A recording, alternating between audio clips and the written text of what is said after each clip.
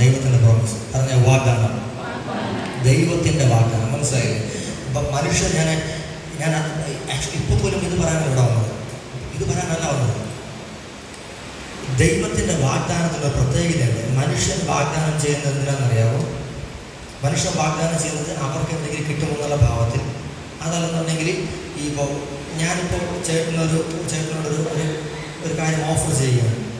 നമ്മൾ തമ്മിലുള്ള ബന്ധം നല്ലതല്ല എന്നുണ്ടെങ്കിൽ ചിലപ്പോൾ ഞാനത് പാലിക്കുന്നില്ല. ഹല്ലേലൂയ. പക്ഷെ ദൈവത്തിനൊരു പ്രത്യേകതയുണ്ട്. ദൈവം നമ്മളോടൊരു വാഗ്ദാനം പറഞ്ഞു കഴിഞ്ഞാൽ, നമ്മളോട് കർത്താവ് ഒരു ഓഫർ വെച്ച് കഴിഞ്ഞാൽ, അത് ഇപ്പോൾ ഈവൻ നമ്മൾ ബന്ധത്തിൽ നിലനില്ലെങ്കിൽ, ചുമ്മാ പറയുന്നില്ല, ബന്ധത്തിൽ നിലനിന്നില്ലെങ്കിൽ പോലും അത് നമ്മുടെ അവർ വെളിപ്പെടും. ഹല്ലേലൂയ. പക്ഷെ ചിലപ്പോൾ ഒരു സമയത്തിനകത്ത് കുറച്ച് മാറ്റം വരും. ഹല്ലേലൂയ പറഞ്ഞേ. ബന്ധത്തിൽ നിലനിന്ന് കഴിഞ്ഞാൽ കൃത്യസമയത്ത് അല്ലെങ്കിൽ 2 ദിവസം മുന്നേ വെളിപ്പെടും. പക്ഷെ ബന്ധത്തിൽ നിലനിന്നില്ലെങ്കിൽ ഒരല്പം ഡിലേ ഉണ്ടാവും. പക്ഷെ ദൈവം അത് പ്രവർത്തിച്ചിരിക്കും. ഹല്ലേലൂയ.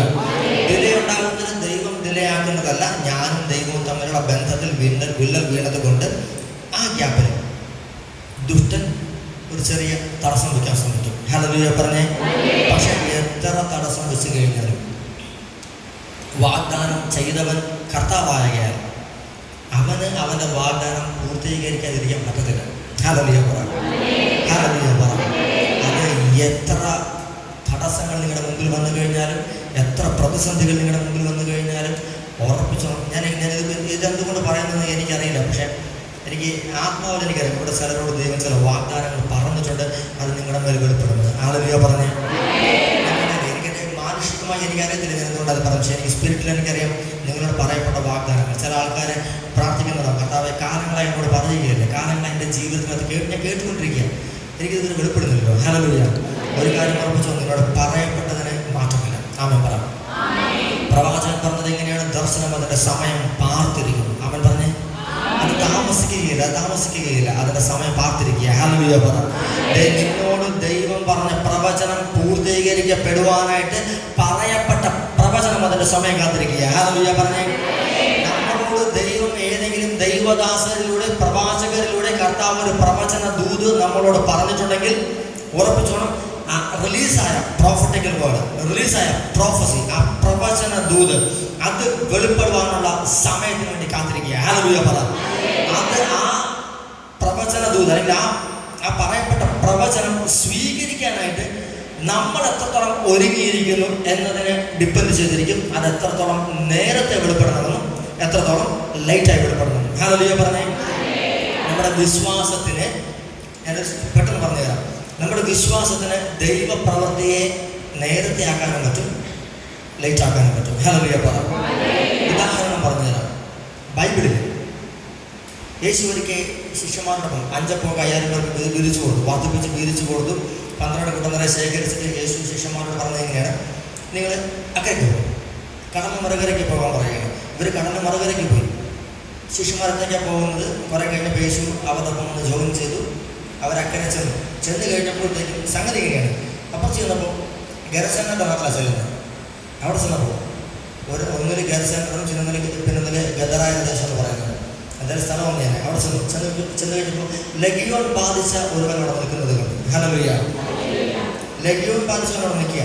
യേശു നിലത്തോട്ട് ഇറങ്ങുകയും അവൻ ഇങ്ങോട്ട് വന്നു. ഹല്ലേലൂയ പറഞ്ഞേ. ഹല്ലേലൂയ പറഞ്ഞേ. ലഗിയോൺ ബാധിച്ച യേശുവിൻ്റെ മുന്നിൽ വന്ന് മുട്ടുകുത്തി സാഷ്ടാംഗ പ്രണാമം ചെയ്തു. എന്നിട്ട് പറഞ്ഞു, ഇതിനെ ശല്യപ്പെടാൻ വരുന്നതെന്ന് ചോദിച്ചു. പിന്നെ ലഗിയോൺ ചോദിക്കുന്ന ഒരു ചോദ്യമുണ്ട്, കേട്ടിട്ട് ഓർമ്മയുണ്ട് നിങ്ങൾക്കാണെങ്കിലും.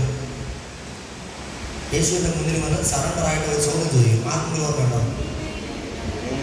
അത് കഴിഞ്ഞിട്ട് വാക്ക് പറയും, നീ ഇതിന് ഞങ്ങളെ പീഡിപ്പിക്കാൻ വന്നിരിക്കുന്നു. അതിന് തൊട്ട് മുമ്പ് ഒരു വാക്ക് പറയും,